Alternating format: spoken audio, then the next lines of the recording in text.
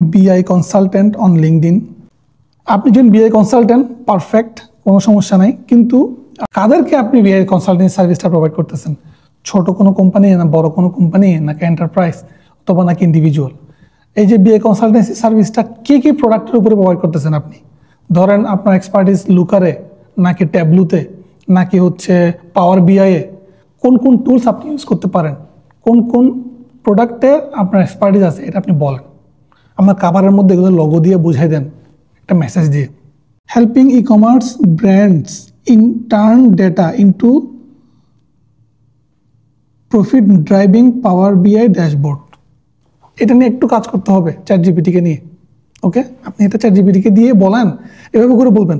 আপনার এটা কপি করবেন, কপি করে প্রম্পটটা দিবেন এভাবে করে, রেট মাই লিঙ্কডইন হেডলাইন। ও আপনাকে একটা রেটিং দিবে, দিয়ে বলবে যে আপনার প্রবলেম কোথায় কোথায় আছে। আপনার অ্যাবাউটটা ঠিক আছে, হোয়াটসঅ্যাপ এবং এগুলো দেওয়ার দরকার নেই। আপনি এখানে যে বুক 1-to-1 কল দিয়েছেন, এটাই এনাফ। আপনার এখান থেকে হোয়াটসঅ্যাপ নাম্বার নিয়ে আপনাকে মানুষ হোয়াটসঅ্যাপ করবে এবং আপনাকে বলবে যে আমি আপনার ইমেল ইনফরমেশনটা হচ্ছে কি লিঙ্কডইনে পাইছি। এটা সাধারণত মানুষ করতে পছন্দ করে না।